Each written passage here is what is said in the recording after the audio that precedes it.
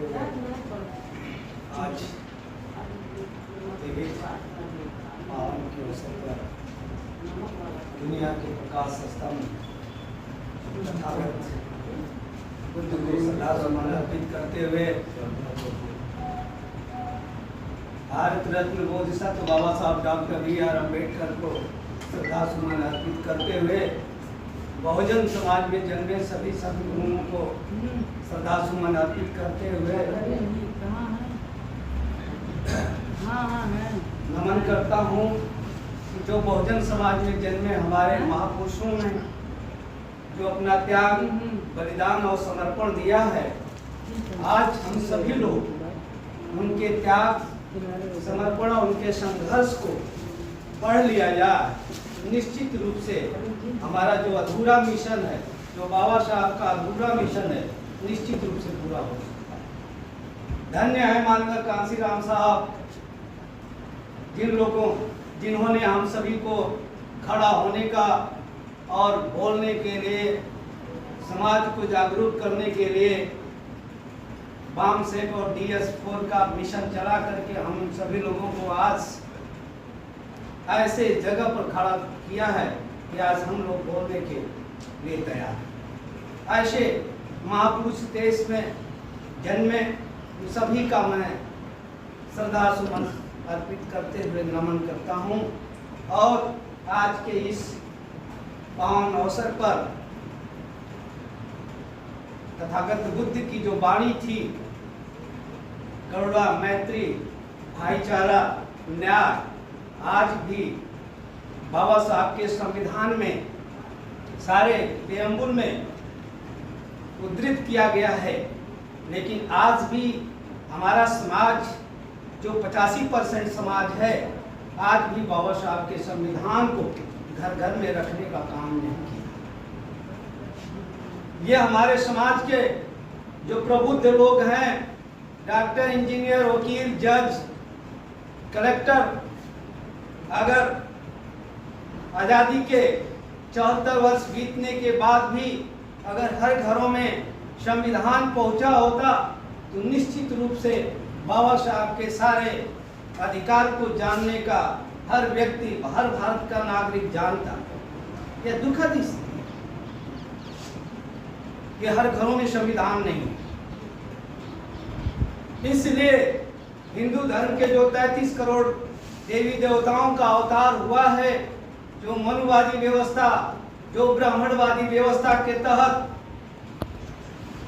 हजारों वर्षों से हमें लूटने का, शोषण और दमन करने का जो इनका उपनिवेश रहा है, उस उपनिवेश को खत्म करने के लिए हम सभी लोगों का कर्तव्य बनता है।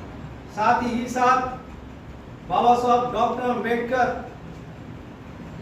भारत के ही नहीं पूरे विश्व के महान व्यक्तित्व के व्यक्ति थे, जिनके पास 32 डिग्रियां, 9 भाषाएं और दर्जनों विषयों से PhD बाबा साहब डॉक्टर अम्बेडकर किए। धन्य है बाबा साहब डॉक्टर अम्बेडकर।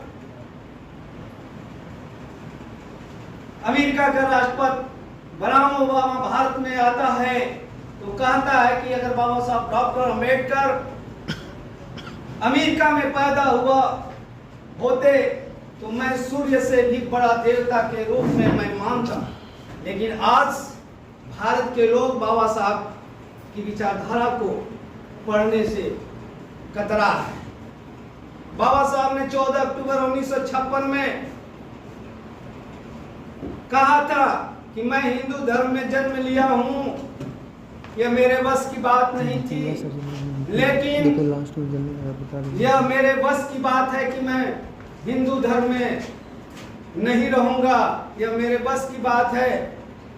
इसलिए बाबा साहब डॉक्टर अम्बेडकर ने 14 अक्टूबर 1956 को हिंदू धर्म का त्याग करके बौद्ध धर्म अपनाने का काम किया। लाखों लोगों की संख्या में लेकर के नागपुर में बाबा साहब डॉक्टर अम्बेडकर ने किया था। फिर दूसरा भी धर्म का कार्य चंद्रपुर में किया था। तो इस तरह से बाबा साहब डॉक्टर अम्बेडकर 1956 के बाद भी आज भी हमारा जो वंचित समाज है, जो मेहनत का समाज है, जो सर्वहारा वर्ग है, आज भी वंचित हुआ है। इसका कारण हम ही लोग हैं। हम जैसे पढ़े लिखे लोग अगर गांव-गांव, मोहल्ले तक पहुंचने का काम करते तो आज जो नौबत इस देश में आती है वो नहीं रहती। आज संविधान खतरे की दौर से गुजर रहा है। जो 75 साल शासन करने के बाद भी जो आपका अधिकार नहीं छीना गया था, वह मात्र 10 वर्षों में आपके अधिकार पर ताला लगाने का काम आज की वर्तमान सरकारें नहीं कर रही। इसलिए आज आपको पहचानने की जरूरत है। अगर 2024 के जो ये मतदान का जो अवसर आपको मिला है, इस अवसर को आपने चूक गया तो निश्चित रूप से है कि बाबा साहब के संविधान को खत्म कर दिया जाए। इसलिए सम्मानित साथियों, जरूरत है बाबा साहब के संविधान को बचाने के लिए। इसलिए हमको यह नहीं देखना है कि ये राजनीतिक पार्टी है, ये राजनीतिक पार्टी है, ये राजनीतिक पार्टी है। हमको यह देखना है कि बाबा साहब के संविधान को जो व्यक्ति बचा सकता है, जो दल बचाने का काम करे, उसको भाजपा हराने के एवज में मत हम सभी लोगों को दे देना चाहिए। क्योंकि जब तक बाबा साहब का संविधान नहीं बचेगा तो आज स्थिति ये हो गई है कि जो 1992 में ग्लोबलाइजेशन का कहर भारत में आया था, नरसिम्हा राव की सरकार में आया था, यानी आप जान रहे हैं कि निजीकरण और प्राइवेट, तो ये जो प्राइवेटाइजेशन आया है, उस प्राइवेटाइजेशन का मकसद हुआ कि सारे जो भारत के सरकारी प्रतिष्ठान हैं उनको धड़ल्ले से बेच दिया जाए ठेकेदारों के हाथ। अगर धड़ल्ले से भारत के सारे प्रतिष्ठानों को लगभग पूरी रूप से खत्म कर दिया गया है, यानी बेच दिया गया है, कुछ बचा नहीं है। सम्मानित साथियों, यह गर्व का विषय है कि बाबा साहब का संविधान आज खत्म हो चुका है लगभग। ये सोच लीजिए, अगर अगला सरकार जाने का काम नहीं किए तो जो भी थोड़ा बहुत बचा है वो भी खत्म